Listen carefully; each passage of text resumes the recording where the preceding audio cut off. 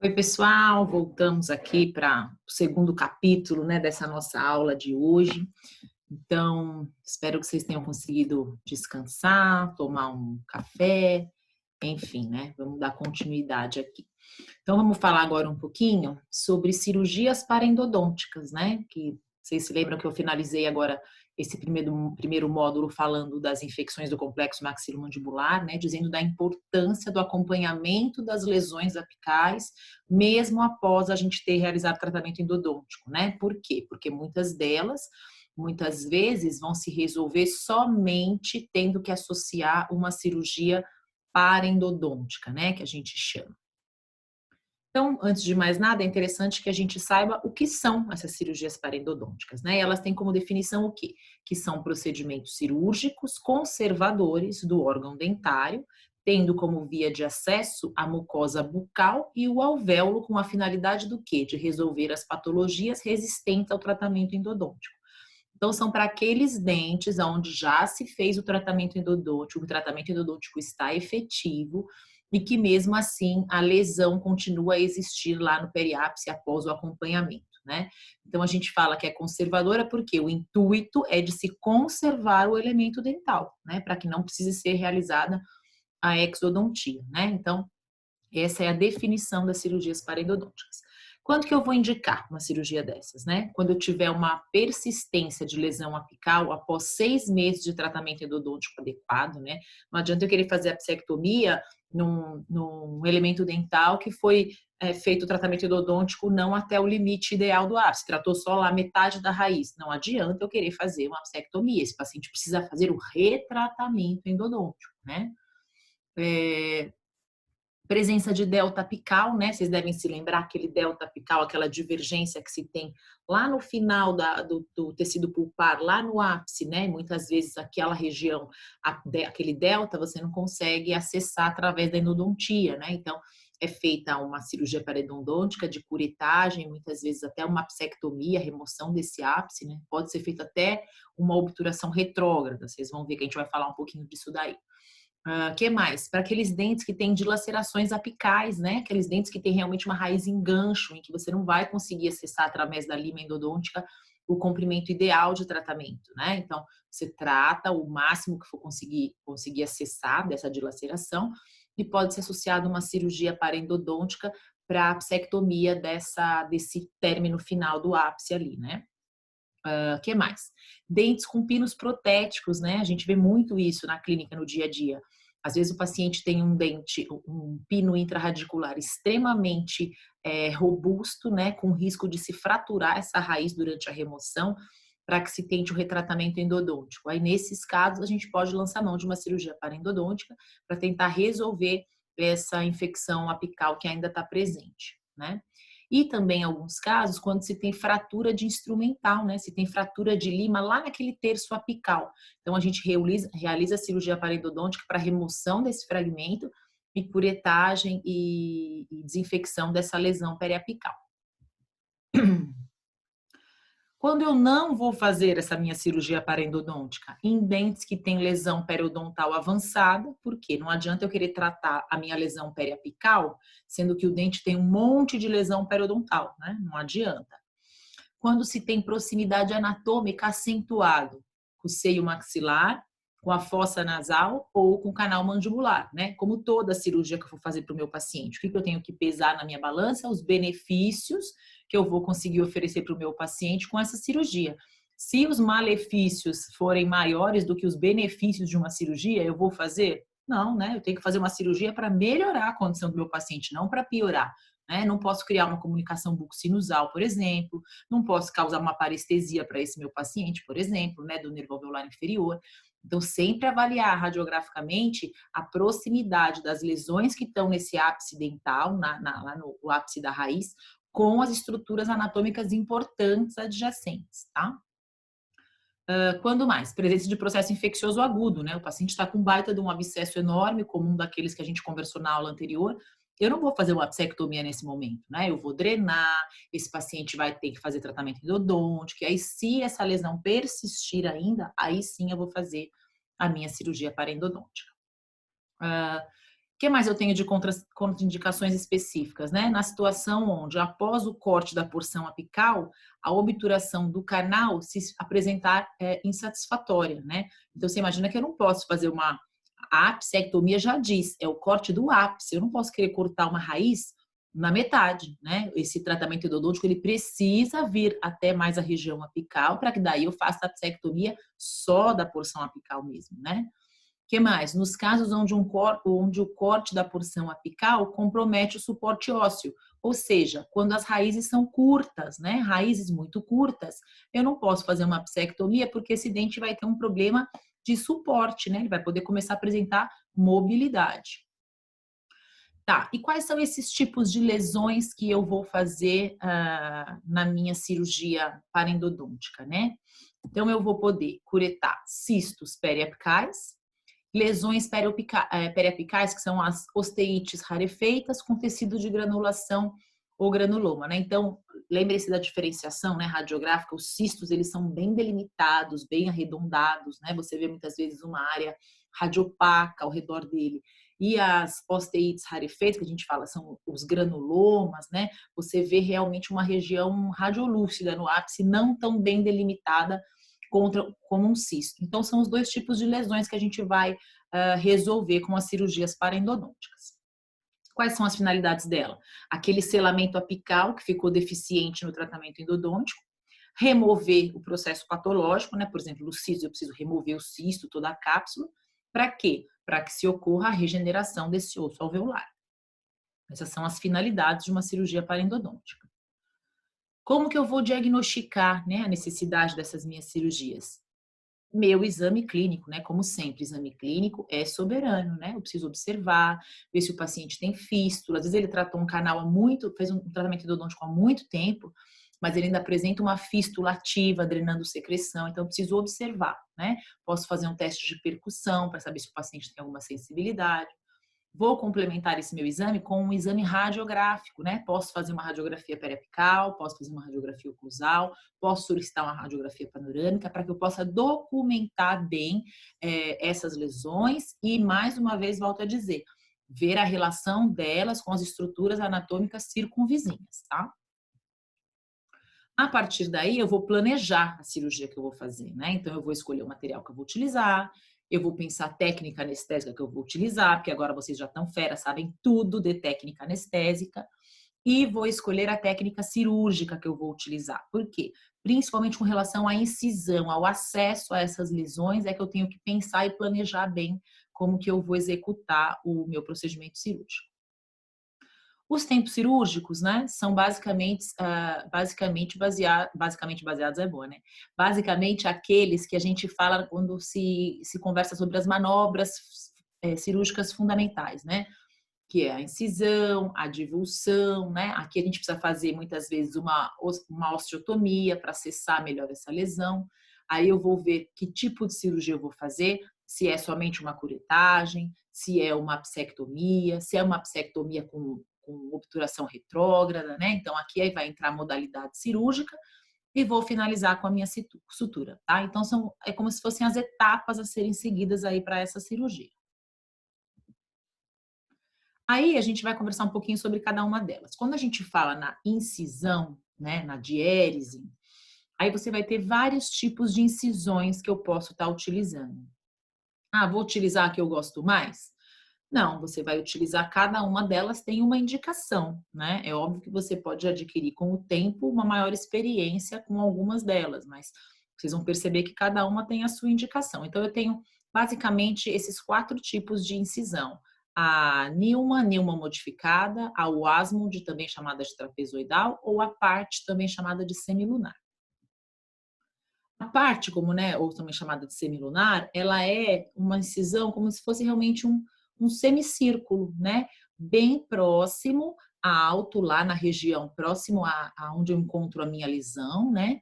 Obviamente que eu nunca posso planejar uma incisão, qualquer desenho que ela quer que ela seja, que ela tenha, eu nunca posso, lembrem-se disso lá dos princípios fundamentais, apoiar a minha incisão em tecido que esteja doente, né? A minha incisão ela tem que ser apoiada num osso sadio. Então, eu tenho que imaginar que se a lesão está aqui, eu tenho que me distanciar um pouquinho dela para que essa minha incisão seja feita num osso sadio, para que eu possa descolar todo esse tecido, curetar essa minha lesão e quando eu reposicionar o meu retalho, ele descansar e repousar sobre um osso sadio, para não ter problema de deiscência de sutura e problemas na cicatrização. Então, essa é a incisão de parte.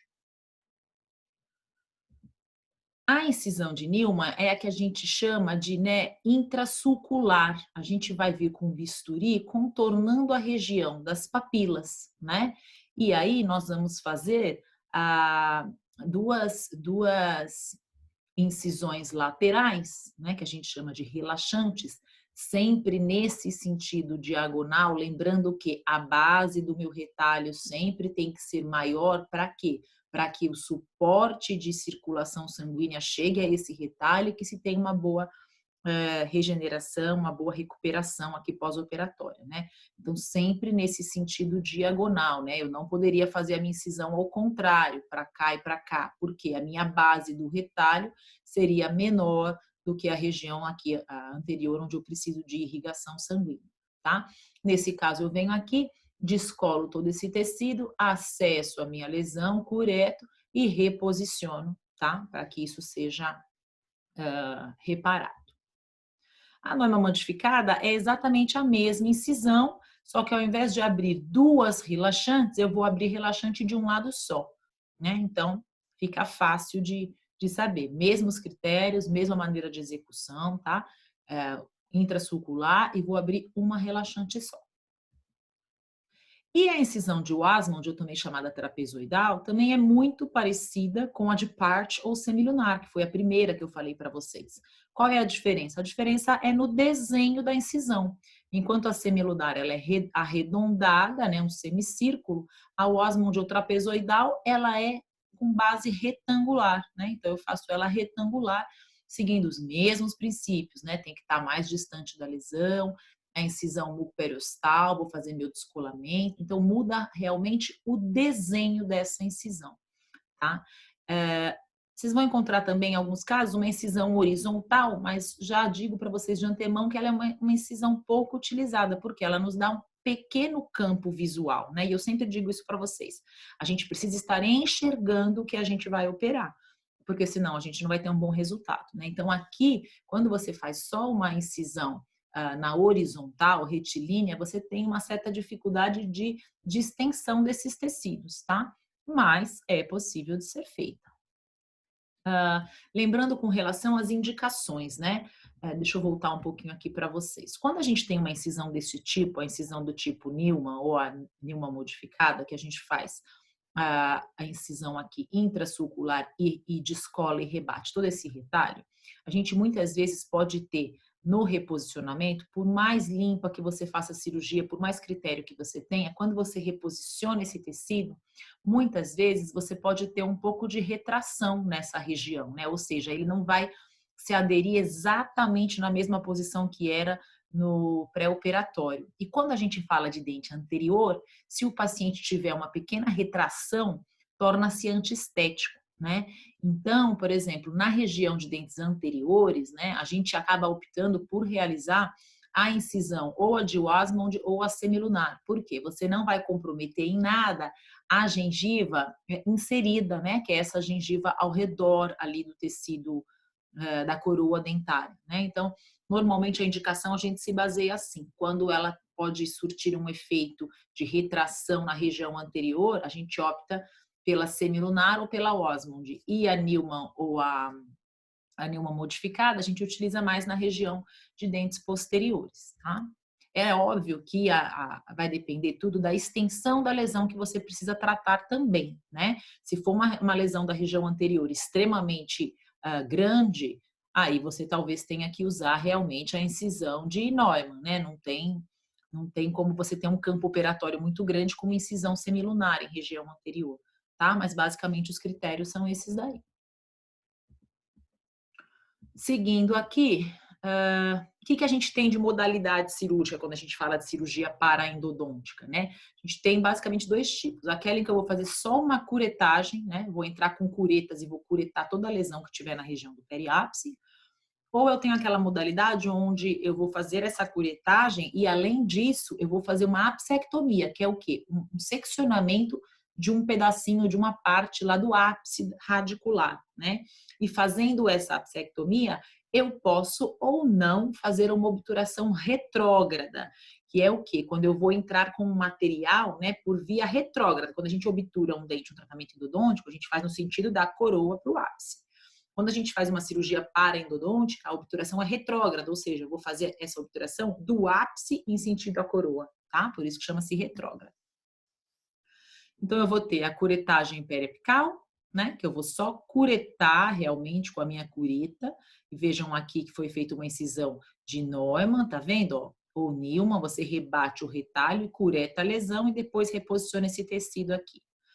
A segunda modalidade é onde eu faço a apsectomia, né? Eu abro lá, cureto toda essa lesão, pego a minha alta rotação, uma broca e vou fazer uma apsectomia, um corte. Ó, vejam por aqui, nesse sentido, como você veria, tá vendo? Sem o ápice da raiz. Esse ápice aqui, que é preservado na curetagem, na apsectomia, ele é removido, porque certamente faltou-se fazer o tratamento endodôntico, ou ele tinha uma dilaceração muito grande, enfim, aí cabe lá nas nossas indicações.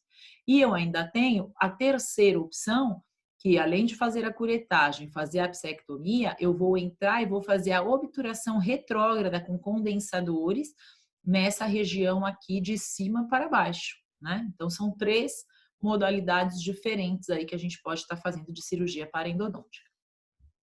Quando eu vou fazer a minha apsectomia, né, que é a remoção do ápice, tradicionalmente ela é realizada com um bisel de 30 ou 45 graus.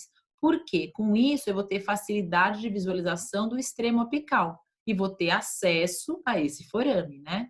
Quando eu faço com 30 ou 45 graus. Em consequência disso, eu também tenho algumas desvantagens de fazer essa apsectomia com essa angulação, tá vendo? O corte seria neste sentido, de 30 a 45 graus. Eu vou ter o quê? Um aumento de túbulos dentinários seccionados, porque tá vendo? Eu tenho uma área maior de corte aqui.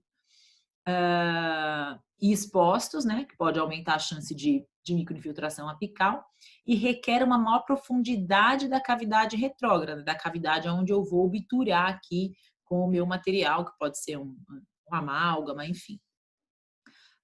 Atualmente, o que a gente fala, né? Isso aqui vocês vão encontrar muito em literatura, em livros de cirurgia, o capítulo que trata de cirurgia paraendodôntica. Atualmente, a gente tem uma tendência de fazer esse corte em 90 graus mesmo, um corte mais reto, né? 90 graus ao longo do eixo do dente, não fazer com inclinação nenhuma, fazer esse seccionamento reto. Por quê? Vai reduzir a microinfiltração apical, remove menor quantidade de tecido dentário, você tem uma dificuldade um pouco maior de visualização desse conduto para fazer a obturação, mas ela torna-se, inclusive, muito mais fácil de se realizar do que tendo que se angular para fazer esse corte. Então, atualmente, a gente acaba optando por fazer o seccionamento em 90 graus, até porque são poucos os casos onde a gente realiza a obturação retrógrada, que seria a desvantagem de se cortar esse ápice com angulação de 90 graus.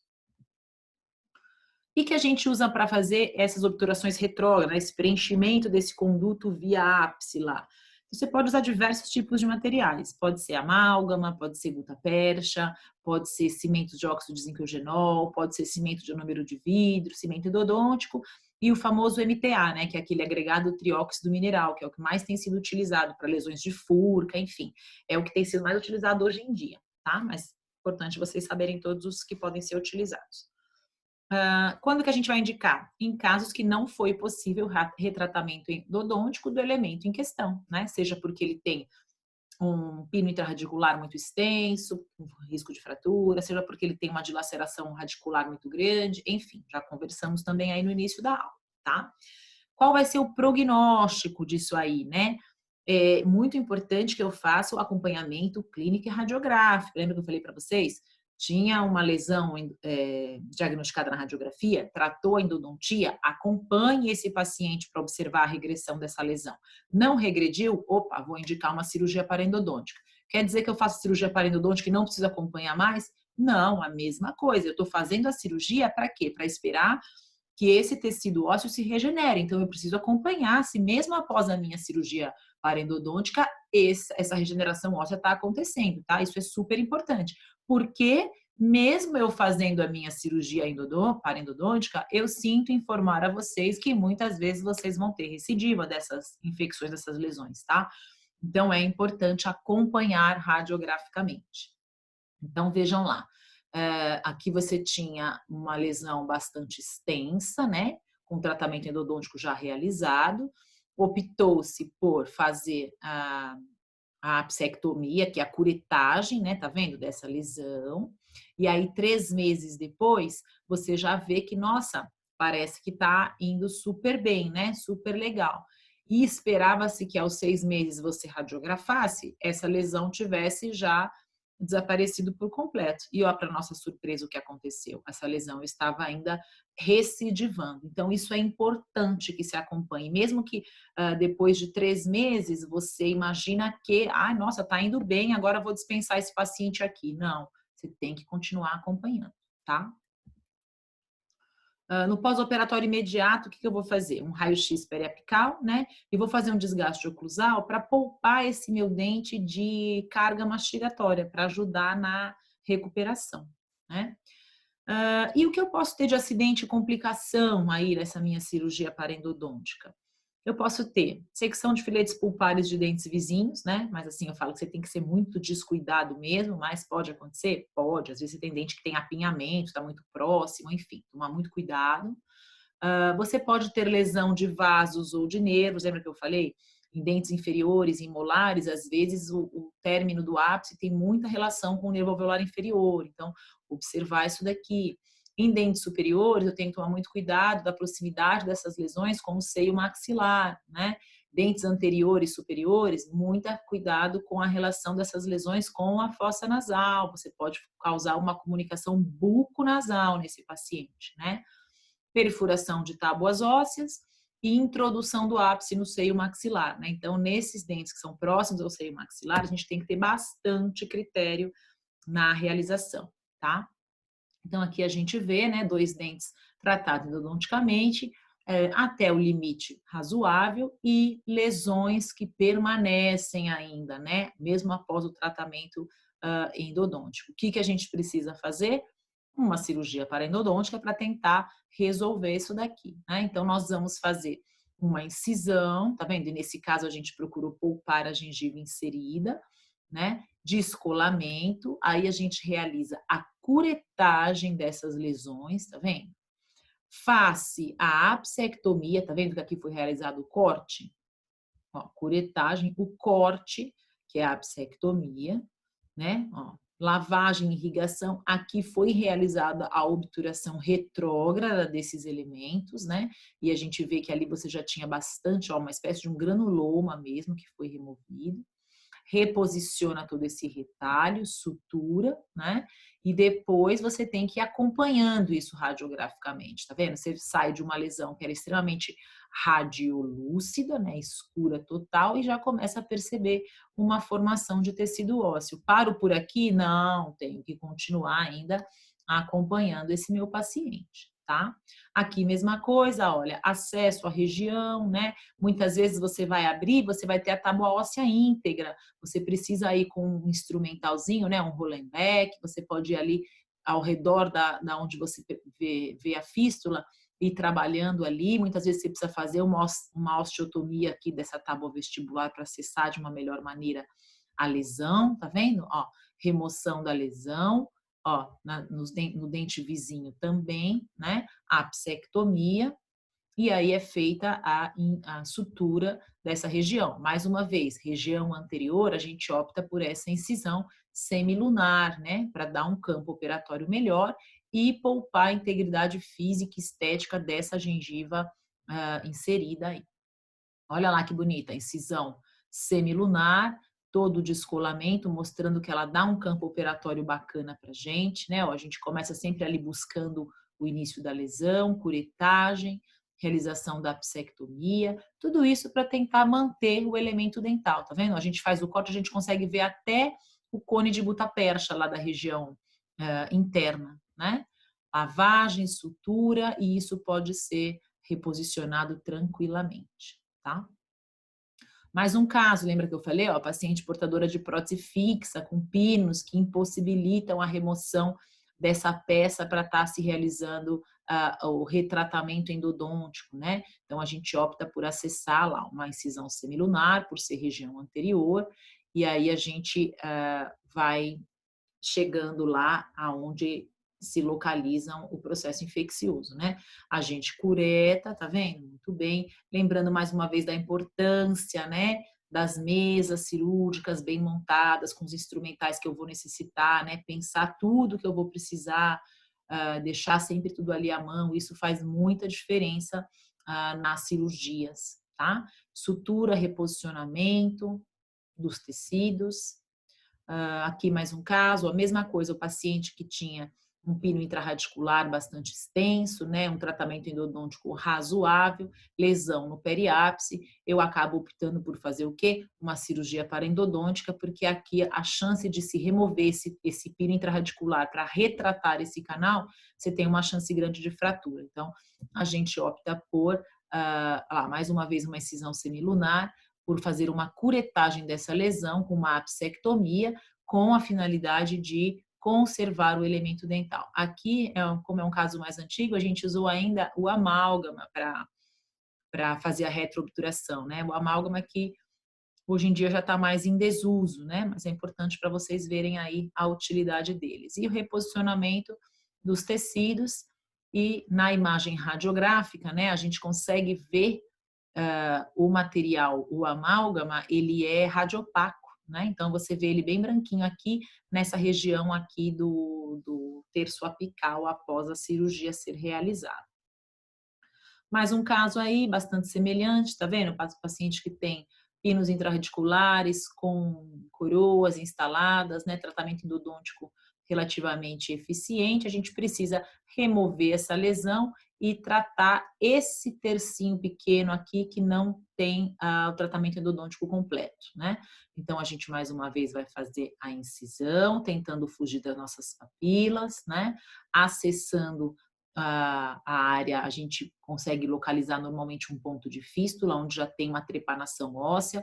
Eu posso aumentar essa janela através de uma osteotomia, realizada aí com alta rotação. Vou curetar toda essa lesão, né? Aí eu vou ver uma loja óssea que vai se formar lá nessa região onde antes tinha a lesão. Posso fazer a apsectomia dos meus ápices lá com obturação retrógrada ou não, vai depender de cada caso, tem pacientes que têm necessidade, pacientes que não. Vejam bem esse paciente, ele já tem uma certa recessão gengival, né? Olha, uma retração. Você imagina eu fazer uma incisão de Newman nesse paciente, o resultado poderia ficar péssimo, né? Isso aqui poderia ficar essa gengiva toda retraída e com uma exposição esteticamente desfavorável, né?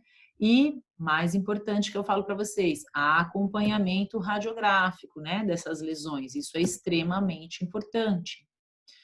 Outro casinho aqui, mesma coisa, eu digo para vocês, né, quando se tem esses pinos grandes, extensos e lesão, a gente fala, a última tentativa que você tem de manutenção desse elemento na cavidade bucal é fazer uma cirurgia parendodôntica, né? Mesma coisa, mesma etapa, incisão, você vai encontrar o ponto de trepanação, de fístula, vai ampliar essa região ali fazendo osteotomia, vai realizar a curetagem, olha lá. Muitas vezes você consegue remover a peça, a lesão, quando é um cisto inteira, e faz a obturação quando houver necessidade retrógrada ou não, né? Os cortes feitos lá, esse é o MTA, que vocês devem conhecer, que hoje em dia é o que a gente mais usa para a obturação retrógrada, quando há necessidade. Né, faz todo o preparo daquela raiz, espatula o material e ele é inserido lá no interior do conduto, né, via ápice. E ali a sutura. Enfim, né, não tem muito segredo nas cirurgias parendodônticas. O que a gente tem que saber é indicar, né, saber quando ela vai causar um benefício, vai trazer um benefício para esse paciente, ou quando não, talvez ela vá piorar ainda mais o caso. Então, né, deixar esteticamente ruim uma região anterior. Então, pensar muito nas incisões, pensar nas proporções que essa cirurgia vai oferecer de benefício para o paciente ou não. Lembrar que fazer uma bichectomia não quer dizer que uma bichectomia ou qualquer cirurgia parendodôntica, seja ela uma curetagem, não é uma garantia de resolução dessa lesão do paciente. É extremamente importante que se faça um acompanhamento pós-operatório para que se tenha garantia e certeza de que a lesão, o processo infeccioso foi realmente tratado, né? Porque não ter dor não quer dizer que o processo não esteja presente. Lembrem-se lá do caso da famosa Renata Banhara, que era exatamente isso que eu expliquei para vocês, um tratamento de endodôntico com insucesso, com permanência de uma lesão que passou batido, né? Que muitas vezes a gente encontra essas lesões como achados clínicos quando a gente pede uma radiografia panorâmica, por exemplo, para um paciente nosso. Então, não deixar isso passar despercebido, tá? Porque isso pode, a gente fala, pode ficar lá por muitos anos e não ter manifestação nenhuma, mas o paciente pode ter uma queda de imunidade, um problema de saúde e tal, e essas infecções exacerbarem e causarem problemas muito maiores, como abscessos cerebrais, comprometimento de espaços faciais, enfim, assim como a gente conversou na aula passada.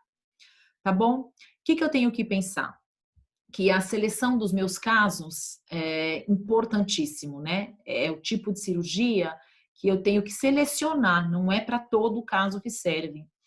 Eu tenho que obedecer a sequência cirúrgica, né? Incisão, divulsão, osteotomia, curetagem, tudo que a gente viu lá. E o que eu diria para vocês que é o mais importante quando a gente fala de cirurgia parendodôntica é o acompanhamento pós-operatório, tá? Para que a gente possa dizer realmente com garantia de que a cirurgia obteve sucesso. A gente precisa acompanhar pelo menos 6 meses a 1 ano, radiografando esse paciente periodicamente. Tá bom? Olha, fica aqui o meu e-mail, estou à disposição para tirar dúvida de vocês. Espero que tenha sido proveitoso aí, né? Eu falo, vamos tirar o melhor que podemos tirar dessa pandemia, porque já que está ruim, falo, está ruim para todo mundo, que a gente possa aproveitar esses momentos, essas oportunidades para nos aprofundarmos nos estudos, né? Que eu falo que é o objetivo maior de todas essas aulas que a gente vem dar para vocês, tá bom? Mas contem comigo, vou estar à disposição. Uma ótima semana para vocês e nos vemos em breve.